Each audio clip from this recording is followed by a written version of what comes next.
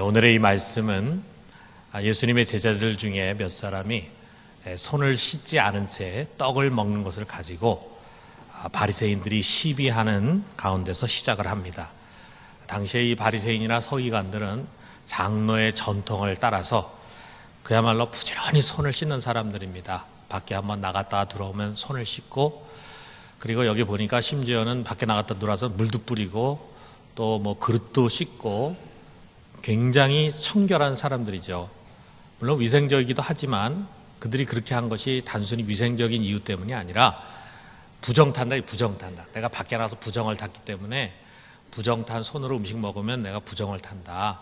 그래서 어떤 신앙적인 의미를 부여해가지고 손을 부지런히 씻었어요. 근데 제자들을 보니까 손을 안 씻고 먹더라 이거죠. 어떻게 부정한 손으로, 더러운 손으로가 아니라 부정한 손으로 먹을 수가 있느냐 하면서 예수님에게 항의를 하는 겁니다. 왜 당신의 제자들은 장로의 전통을 지키지 않습니까? 이에 대해서 예수님이 이제 몇 가지로 반박을 하시는데, 우리가 13절까지 읽었는데 14절 이후에 23절까지 보면은 겉만 깨끗하게 하려고 하는 그들의 외식하는 태도를 주님은 책망하십니다. 이 밖에서 안으로 들어가는 음식이 우리를 더럽게 하는 거 아니다.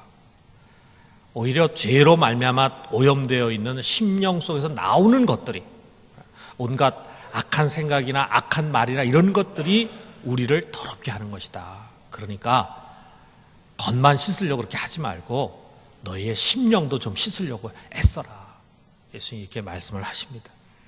또 다른 하나는 뭐냐 하면, 너희가 전통 그러는데 그 전통이라는 결국 너희 사람들이 만든 거 아니냐. 그럼 너희는 사람이 만든 그 교훈을 앞세우면서 왜 하나님으로부터 온 하나님의 말씀을 저버리려고 하느냐 라고 하는 것으로 그들을 책망합니다. 그래서 여기 8절에서 9절을 보니까 너희가 하나님의 계명은 버리고 사람의 전통을 지키느니라. 또 이르시되 너희가 너희 전통을 지키려고 하나님의 계명을 잘 저버리는도다 그랬습니다. 그리고 이렇게 사람이 세운 전통이나 교훈 가르침으로 인해서 하나님의 말씀을 저버리는 그런 이야기를, 예를 예수님이 이제 드시는데, 여기에 바로 고르반이 그 대표적인 것이었어요. 10절부터 13절까지의 내용이 바로 그것입니다. 제가 읽으면은요, 모세는 내 부모를 공경하라 하고 또 아버지나 어머니를 모욕하는 자는 죽임을 당하리라 하였거늘 너희는 이르되 사람이 아버지에게나 어머니에게나 말하기를 내가 드려 유익하게 할 것이 고르반 곧 하나님께 드림이 되었다고 하기만 하면 그만이라 하고 자기 아버지나 어머니에게 다시 아무것도 하여 드리기를 허락하지 아니하여 너희가 전한 전통으로 하나님의 말씀을 폐하며 또 이 같은 일을 많이 행하느니라. 고르반뿐만이 아니라 자기들의 전통 때문에 하나님의 말씀을 무시하고 상대화하는 것들이 그 당시에 많이 있었다 이거죠. 그 가장 대표적인 것으로 예수님은 이 고르반을 지적하십니다. 고르반이 원래 무슨 뜻이냐면은 레위기 1장 2절에 그 단어가 나오는데, 이스라엘 자손에게 말하여 이르라 너희 중에 누구든지 여호와께 예물을 드리려거든 가축 중에서 소나 양으로 예물을 드릴지니라. 여기 여호와께 예물을 드린다라고 했는데 그 예물이 바로 고르반입니다. 다시 말해서 고르반이라고 하는 것은 짐승이나 곡식 중에서 하나님께 바치기 위해서 구별된 것, 그거를 고르반이다, 이렇게 예물이다, 그렇게 이야기했다 이거예요. 그런데 예수님 당시에 이 고르반이라는 말이 일종의 유행어가 되어 있었습니다. 어떤 의미를 갖는 유행어냐면 어떤 것을 성물로 구별시키는 맹세로 사용이 되는 거예요. 예를 들면 이제 소 한 마리가 있는데 그 소 주인이 그 소를 앞에 놓고 고르반, 손을 이렇게 들었는지 어떠는지 모르겠지만 고르반 이렇게 하면은 그 의미가 뭐냐면은 이거는 이제 하나님께 드려질, 이 소는 하나님께 드려질 거룩한 물건으로 이제 구별이 되는 거예요. 이제 사람이 손 못 대는 거예요. 근데 이게 이제 어떻게 악용이 됐냐면 특히 부모님과의 관계에서 이것이 많이 악용이 됐습니다. 자, 예를 들면 우리가 지금으로 친다면 부모님께 드릴 용돈이 50만 원이에요. 50만 원을 부모님께 드리려고 하고 또 이건 부모님께 드려야 하는 겁니다. 그런데 이 50만 원을 부모님 앞에 놓고 고르반 이렇게 얘기합니다. 그러면 이게 고르반으로 하나님께 드려질 예물로 성별이 되는 거예요. 그런데 문제는 뭐냐면 그렇게 해서 하나님 앞에 드려지면 그게 부모님께 드린 거나 마찬가지가 되는 거라. 그렇기 때문에 이 50만 원을 부모님께 드리지 않았는데도 불구하고 부모님께 드린 것처럼 돼가지고 더 이상 부모님께 드릴 필요가 없어지게 되는 거예요. 그래서 결론은 뭐냐면 하나님을 공경하면 부모 공경은 따로 할 필요가 없다. 하나님 공경 속에 부모 공경이 다 들어있다. 그러니까 하나님께 예물을 드리면은 부모에게 따로 뭘 드릴 필요가 없다. 이렇게 되는 거예요. 근데 더욱 놀라운 사실은 뭐냐면 이 고르반이라고 선언하고 났으면은 그걸 꼭 하나님께 드려야 되잖아요. 선언은 해놓고 드리지는 않는 사람들이 또 있었다 이거죠. 드리지 않고 그냥 자기가 쓱싹 해버리는 거예요. 그러니까 부모님한테도 안 드리고 또 성전에도 안 드리고 그냥 자기가 쓱싹 하는 그런 사람들이 많이 있었다 이거죠. 그래서 요아킴 그닐카라고 하는 사람에 의하면 결국 이 전통, 그 당시에 이 유행은 별로 좋아하지 않는 부모를 골탕 먹이는데 악용이 됐다.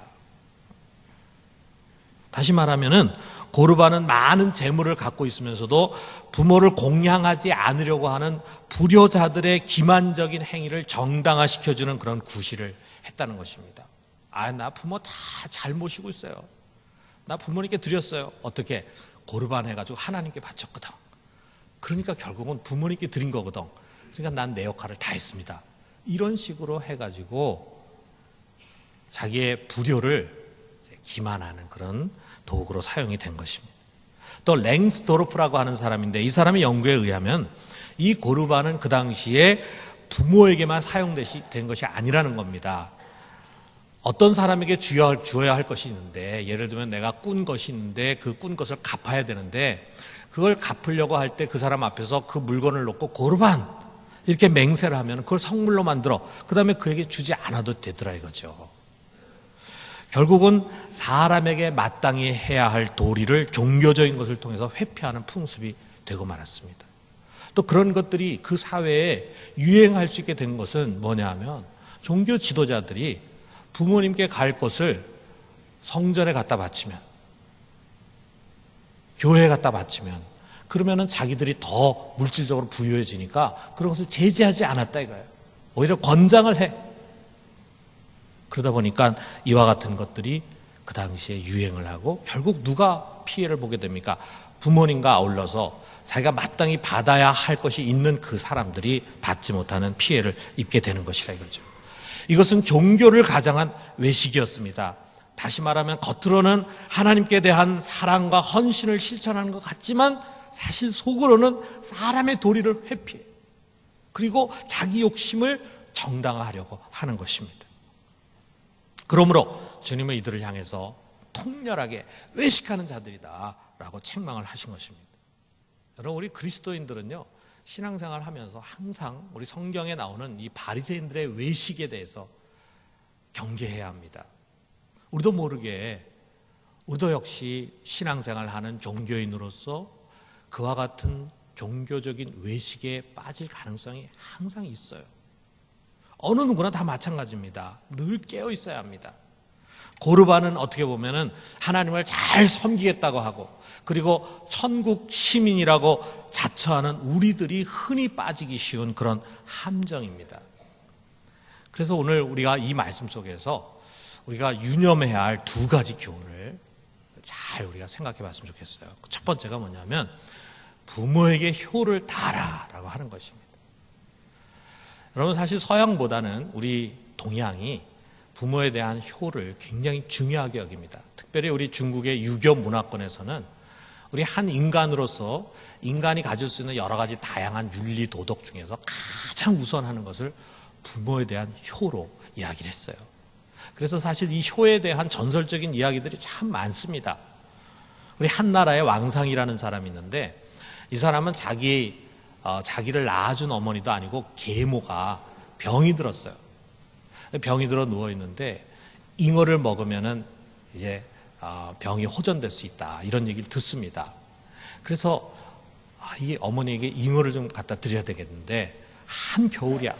강에 가보니까 강이 이렇게 두껍게 꽁꽁 얼었습니다. 그 강 속에 이제 잉어가 있는데 그 잉어를 어떻게 잡냐 이거죠. 그래서 어떻게 그 얼음을 녹였냐면 자기 살을 가지고 그 얼음을 녹였다는 거 아니에요? 살로. 아마 동상 걸렸겠죠.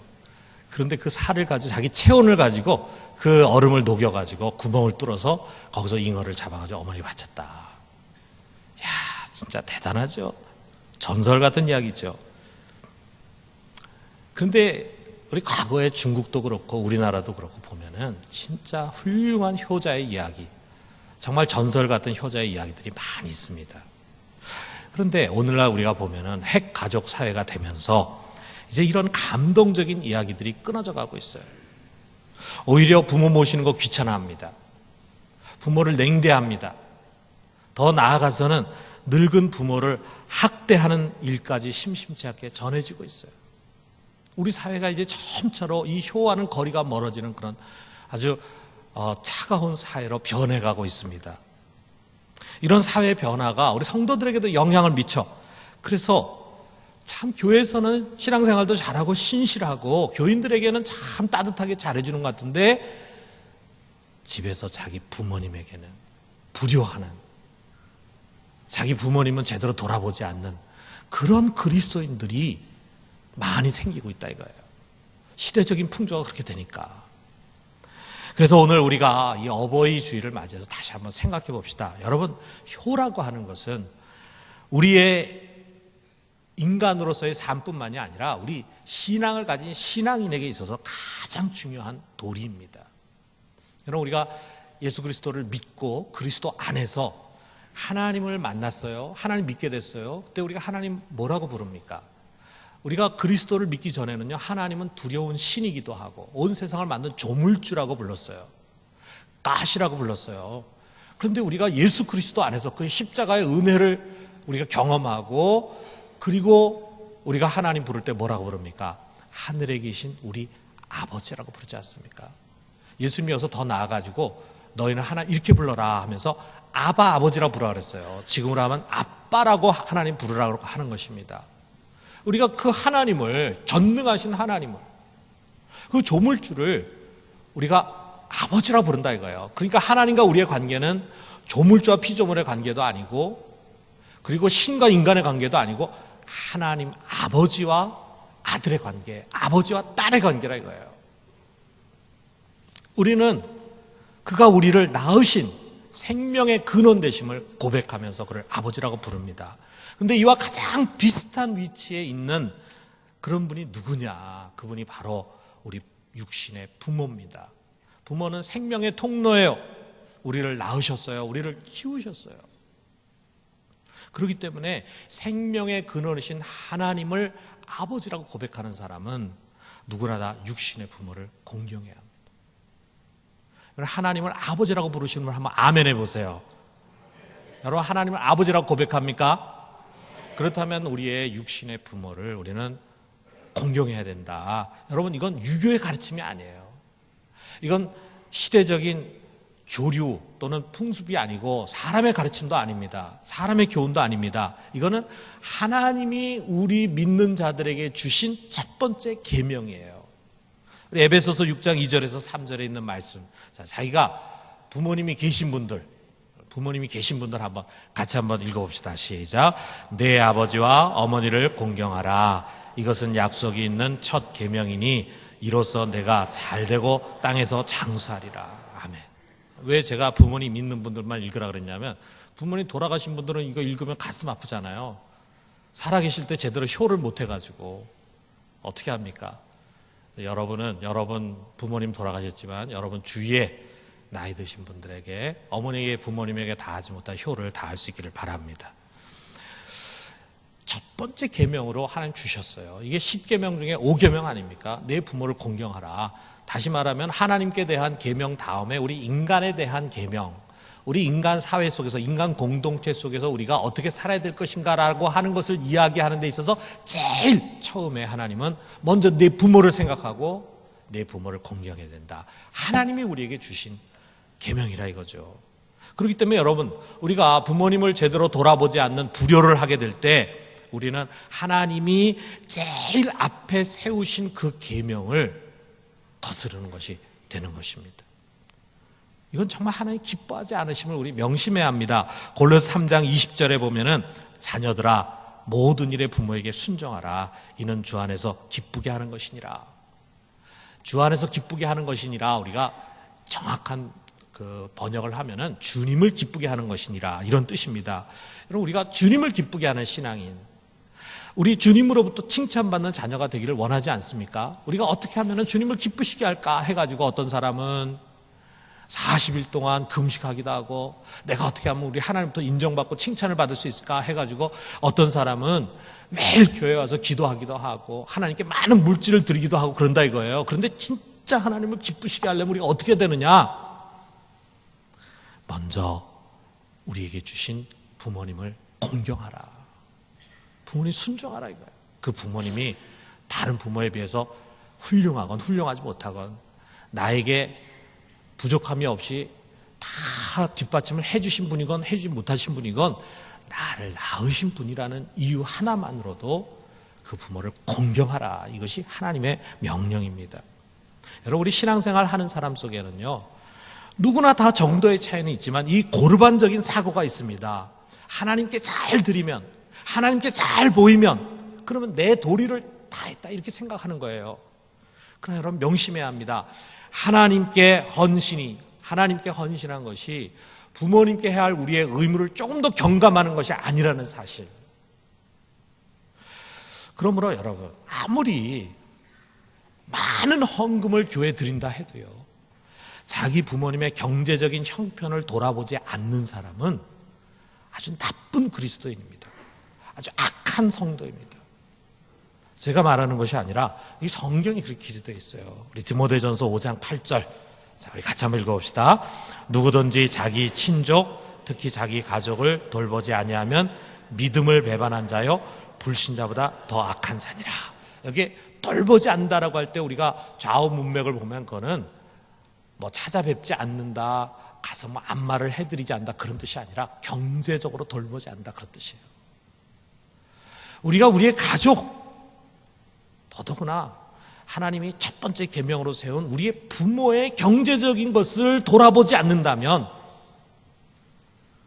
뭐라 그랬습니까? 믿음을 배신하는 자다.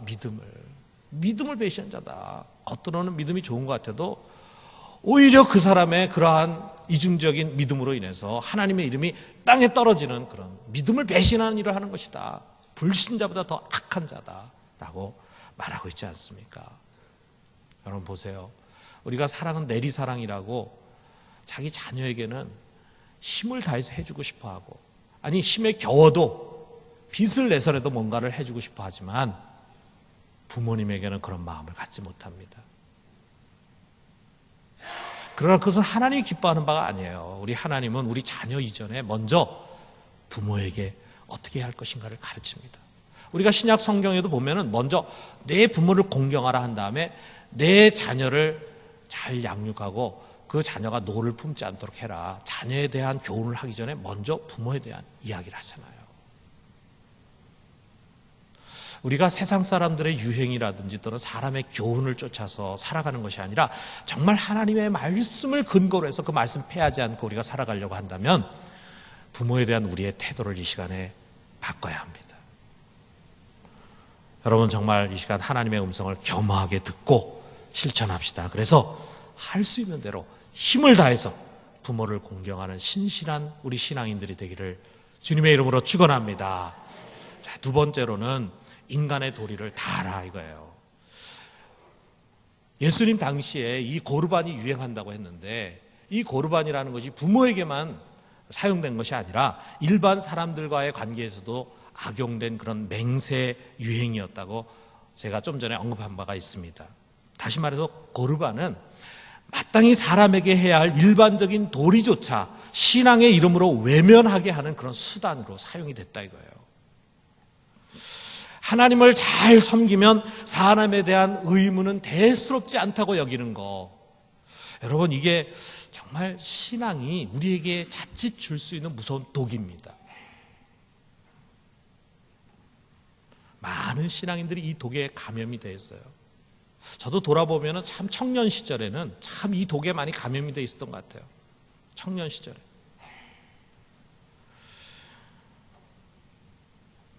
이제 하나님 잘 섬기며, 그래서 예배 잘 드리고 기도 생활 잘하고 교회 열심히 다니고 교회 봉사 열심히 하고, 그렇게 하면은 사람에 대한 의무는 별 신경을 안 쓰고 대수롭게 생각하지 않아. 그게 알게 모르게 우리 신앙인들 속에 배어들 수가 있습니다. 여러분, 우리가 한번 상식적으로 생각을 해봐요. 이 독에 감염된 신앙인들이 우리 사회에 많이 있다고 한다면 어떤 사회가 될까? 신앙이라는 이름으로 사람에 대한 도리를 경시하는 그런 사람들이 우리 가정에 많이 있다면, 우리 친족들 속에 많이 있다면, 우리 직장에, 우리 사회 속에 많이 있다고 한다면 여러분 어떻게 생각합니까? 좋은 사회가 될 수 있다고 생각하십니까? 이런 질문을 해보고 싶어요. 참 우리나라에는 정말 전 세계에서 가장 큰 대형 교회들이 여럿이 있습니다. 그리고 많은 그리스도인들이 있습니다. 그리고 그 그리스도인들이 우리가 비율적으로 보면은 불교 신자 뭐 20몇 프로, 기독교 신자 20몇 프로, 뭐 개신교 신자들 비슷한 것 같지만 사실 불교 신자들은요, 뭐 1년에 한 번씩 가는 그런 불교 신자들 많잖아요. 근데 우리 개신교 신자들은 어떻습니까? 매주 교회 갑니다. 일주일에 한 번 가는 것도 부족해가지고 일주일에 2번, 3번 가기도 하고 또 소그룹 모임 갖기도 하고, 다시 말하면은 우리 한국에 있는 그리스도인들만큼 정말 열성적이고 헌신적이고 그런 그리스도인들이 세계에 별로 없어요. 그게 어떻게 보면 우리의 자랑거리예요. 우리가 그런 것을 자랑하지 않습니까? 수많은 그리스도인들이 있고 큰 대형 교회들이 있고 그리고 열정과 헌신을 다하는 그런 그리스도인들이 있는 이 나라가 이렇게 부패로 충만해가지고 침몰해 가는 것을 우리가 어떻게 설명할 수 있습니까? 아니, 우리가 예를 들어 베트남이라든지 또는 태국이라든지 기독교인들이 얼마 되지도 않고 또 알게 모르게 핍박받고 하는 그런 나라의 기독교인이라면은 이런 얘기 할 수 없죠. 그 소수고 그야말로 사회에 영향력을 끼칠 수 있는 사람들이 아니잖아요. 그러나 우리나라에서는 모든 종교 중에 가장 영향력을 미치고 있는 종교는 개신교입니다. 그런데 어떻게 이 사회가 이렇게까지 부패할 수 있냐 이거예요. 어떻게 이게 가능하냐 이거예요. 그건 우리 신앙이 잘못된 것이 아니라 세상이 나빠서 그런 겁니다. 여러분, 그렇게 말할 수 있습니까? 절대로 아닙니다. 우리나라의 부패와 교회의 문제는 상관관계가 있어요. 우리가 세월호 침몰을 놓고 우리 스스로가 자책합니다. 누구 때문이 아니라 가장 큰 책임 중에 하나가 바로 교회다. 바로 나다. 우리 그리스도인이다. 이렇게 고백할 수밖에 없는 것이, 우리 개신교가 이렇게 영향력 있는 사람들임에도 불구하고 어떻게 이 나라가 이렇게 될 수 있냐 이거예요. 많은 그리스도인들이 고르반의 마술에 걸려 있습니다. 하나님께 대한 열정이 이웃과 사회를 살리지 못하고 있어요. 교회에 열심을 내는 교인이 될수록 소위 몰 역사적이고 탈사회적이 됩니다. 다시 말해서 역사와 사회에 무책임한 사람이 되어가는 거예요. 교회를 그렇게 끌고 가르치고 있는 그런 것들이 우리 한국교회에 너무 많습니다. 이단에 가까우면 가까울수록 더 그래요.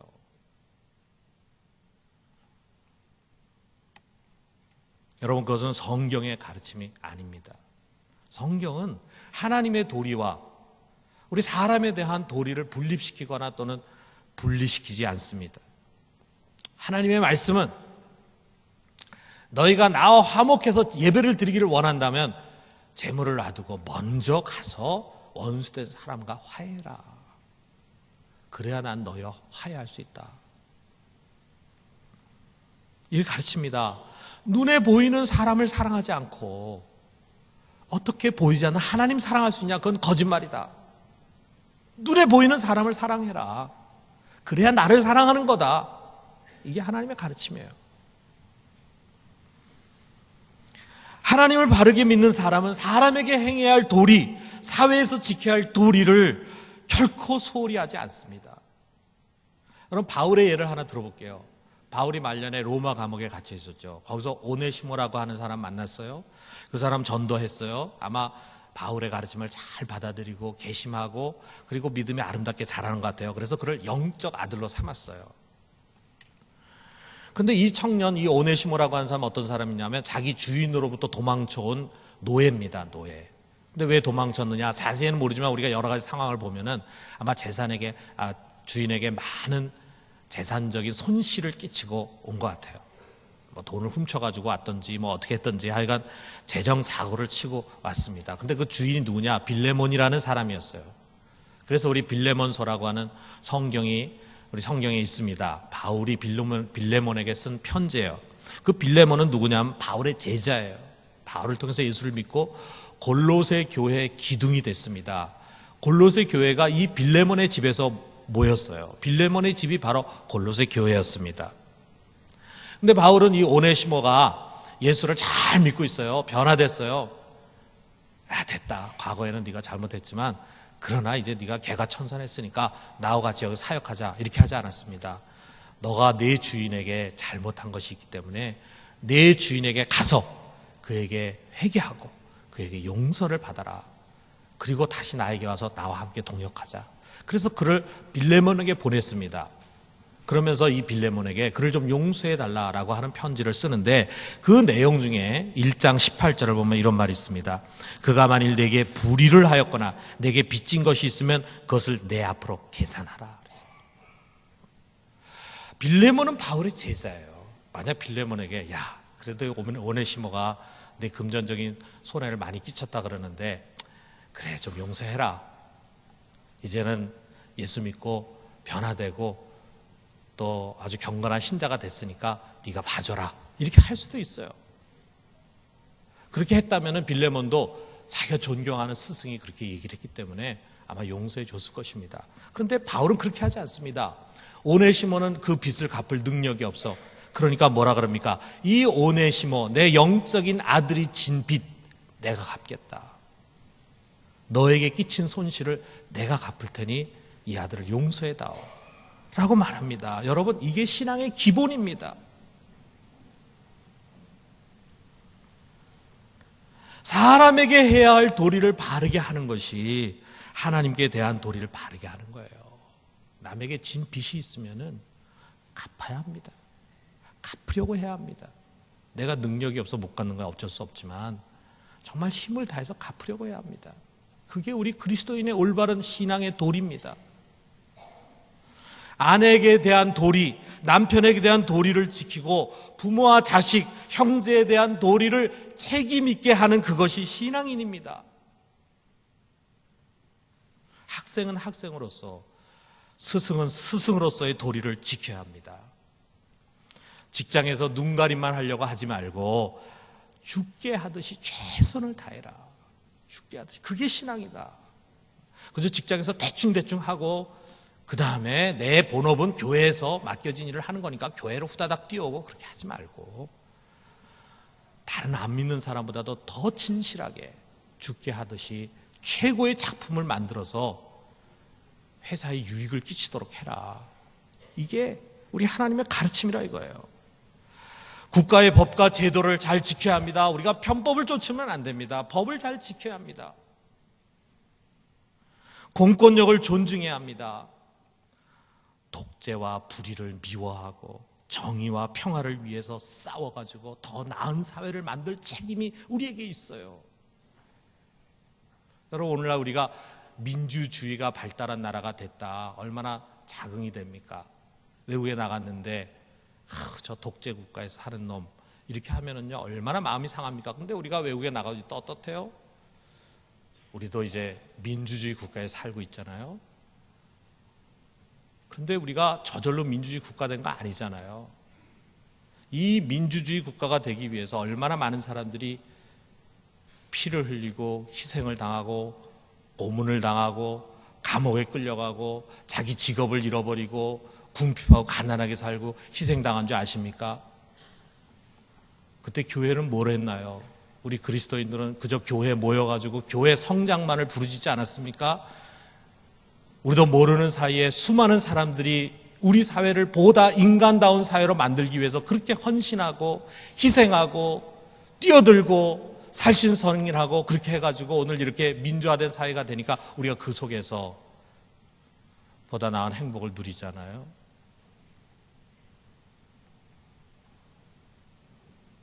우리는 책임이 없었습니다. 그러나 그것은 우리가 지나간 것이고 우리가 이제 앞으로는 그렇게 하지 말아야겠다. 이제 앞으로는 우리가 우리 사회에 대해서 우리가 책임을 져야 되겠다. 이 사회를 더 이상 이와 같은 왜곡되고 부패한 나라로 그냥 두는 것이 아니라 정말 정의롭고 공의로운 사회로 만들어갈 책임이 여러분과 저에게 있지 않습니까? 근데 여러분, 우리가 이렇게 사람의 도리를 안 하려고 하는 이유가 뭡니까? 귀찮거든요. 불편하거든요. 희생이 필요하거든요. 부모에 대한 도리를 다 하려면 내 것을 부모님께 드려야 되거든요. 형제에 대한 도리를 다 하려면 내가 불편을 겪어야 되거든요. 그래서 우리 가족끼리, 우리 자녀들만 잘 먹고 잘 사고 이렇게 하고 싶은데 그걸 나눠주려고 하니까 싫거든요. 나라의 법을 철저히 지키려고 하니까 불편하거든요.